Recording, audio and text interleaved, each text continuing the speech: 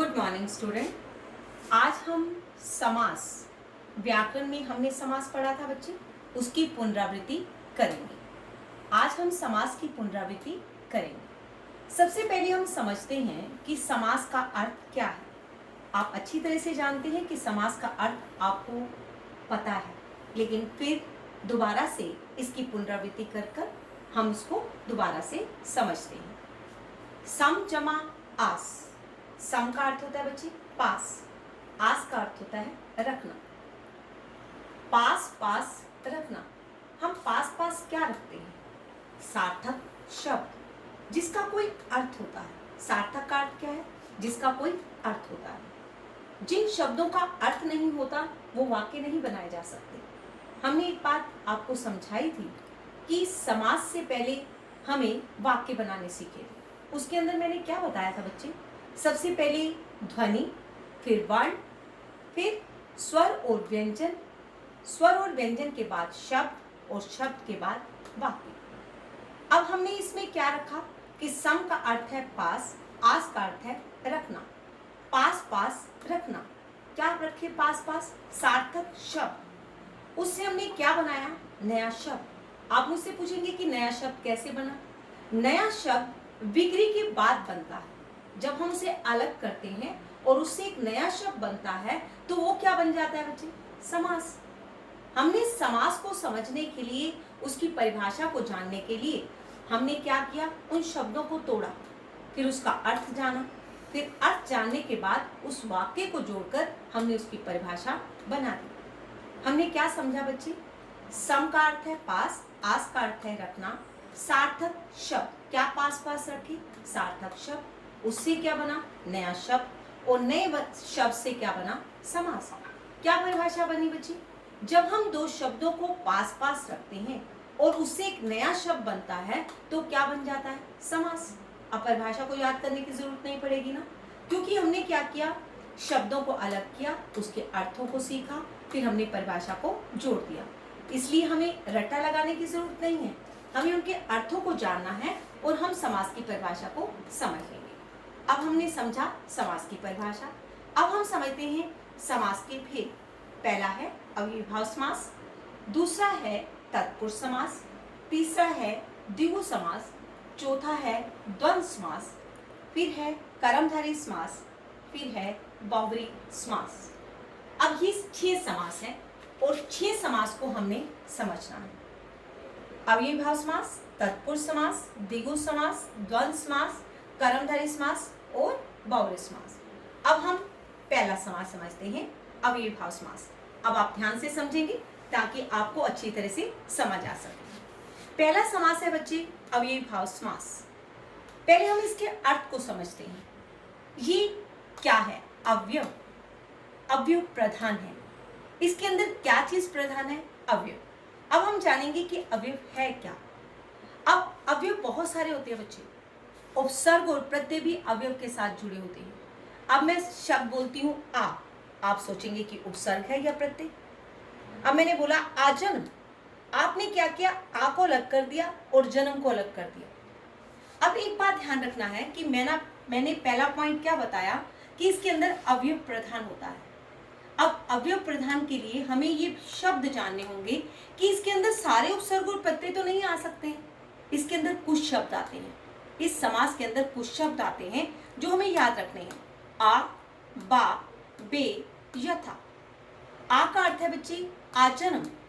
एक बात ध्यान रखनी है कि इस समास के अंदर जो विग्रह होता है वो पीछे से आगे की ओर होता है। आ जन्म, जन्म से लेकर, मैंने विग्रह कहां से किया? पीछे से आगे की ओर। बा कायदा, कायदे के अनुसार, मैंने विग्रह कहां से किया? पीछे से आगे की ओर। बेकसूर, कसूर के बिना, मैंने विग्रह कहां से किया?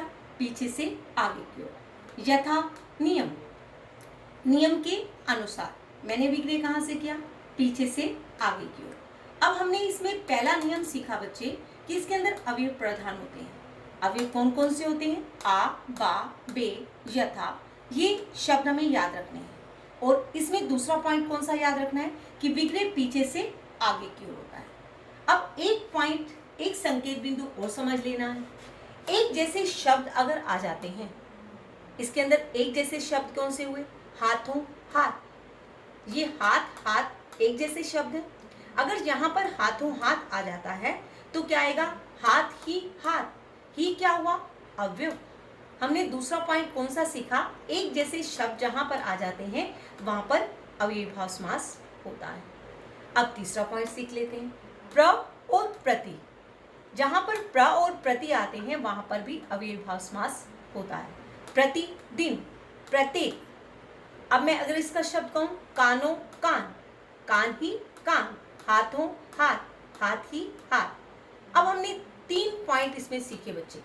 अव्ययीभाव समास में अवयव प्रधान होता है। दूसरा पॉइंट सीखा, एक जैसे शब्द हो तो क्या होता है? अव्ययीभाव समास। हाथों हाथ, कानों कान। इसमें और कौन सा पॉइंट था? प्र और प्रति।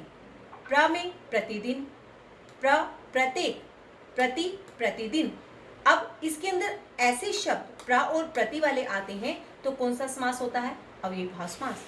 अगर हम ये 3 बातें याद रख लेते हैं, विग्रह पीछे से आगे की ओर आना, अवयव कौन कौन से हैं, प्र और प्रति वाले शब्द, एक जैसे शब्द, तो अव्ययीभाव समास गलत नहीं हो सकता है। तो ये पॉइंट आपको याद रखने हैं, रट्टा नहीं लगाना है।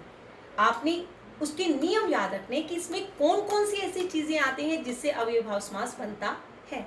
अब ये बात आपको समझ में आ गई। अब हम आगे चलते हैं। दूसरा है तत्पुरुष समास। तत्पुरुष समास के अंदर बच्चे क्या होता है? कारक विभक्ति का लोप होता है। आप पूछेंगे कि लोप क्या है? गुम हो जाना। शब्द के अंदर विभक्ति गुम होती है और विग्रह के द्वारा उसे सामने लाया जाता है। जब हम उसे अलग करते हैं तो वो विभक्ति सामने आ जाती है। कारक विभक्तियां कौन कौन सी होती है बच्चे? कर्ता ने कर्म को करण से संप्रदान के लिए अधिकरण में पर संबोधन हे अरे, ये विभक्तियां सभी याद है ना आपको? ये कौन सी होती है? कारक विभक्तियां। ये किस में लगती हैं? शब्द में। और विग्रह के द्वारा उसे क्या लाया जाता है? सामने। तब इसकी परिभाषा क्या बनी? कारक विभक्ति का जहां लोप होता है, कारक विभक्ति का जहां लोप होता है और विग्रह के द्वारा उसे सामने लाया जाता है तो क्या बन जाता है? तत्पुरुष समास। अब हमने इसकी परिभाषा तो सीख ली। अब हमने एक पॉइंट सीखा कि इसके अंदर मुख्य चीज क्या है? कारक विभक्ति का लोप होता है। और दूसरा पॉइंट हमने सीखा कि विग्रह के द्वारा उसे सामने लाया जाता है। अब इसके अंदर मुख्य चीज और क्या है? इसके अंदर आता है करण से और अपादान से। इसमें भी बच्चे से लगाए और इसमें भी से लगाए, तो कंफ्यूजन तो होगी ना कि कौन से में अपादान है और कौन से में करण है। अब हमें इसकी डाउट्स को समझना है, इसकी अंदर जो अंतर है उसको समझना है कि अपादान कहाँ लगता है और करण से कहाँ लगता है। करण से सामान्य वाक्य होता है, उसके अंदर कोई अंतर नहीं होता है। और अपादान से में भय, अलग और तुलना का भाव। जो साधारण वाक्य है वो करण से है। अपादान में क्या होता है? अगर डर वाला वाक्य है, अलग होने का भाव है और तुलना का भाव है, तो वहां का आएगा, क्या आएगा बच्चे? अपादान से। अब हम समझते हैं इसको।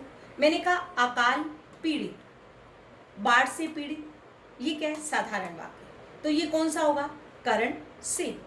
मैंने कहा भय मुक्त, डर से अलग होना। मुक्त तो क्या होता है? अलग होना। भय से मुक्त, मैंने विग्रह क्या किया? भय से मुक्त। डर से अलग होना, अब अलग होने का भाव क्या आया? अपादान से। भय का कौन सा भाव आया? अपादान से। आसानी से समझ में आ गया ना? स्नेहहीन, प्रेम से अलग होना। अब प्रेम से अलग होने का भाव क्या? उससे अलग होना। कार्य में कुशल, गुण से युक्त। अब आपको अंतर समझना है कि अपादान में भय और अलग होने का भाव और तुलना का भाव आता है, लेकिन करण से में क्या आता है? सामान्य वाक्य आता है। तत्पुरुष समास में कारक विभक्ति का लोप होता है और विग्रह के द्वारा सामने लाया जाता है, लेकिन इसके अंदर जो अंतर है वो अपादान से और करण से, भय, अलग और तुलना का भाव। इससे अपादान और करण से पहचाना जा सकता है। अकाल से पीड़ित सामान्य वाक्य है, क्या हुआ? करण से। भय मुक्त, भय से मुक्त कौन सा हुआ? अपादान। अब ये आपको समझ में आ गया होगा। अब हम आगे करते हैं। Thank you very much.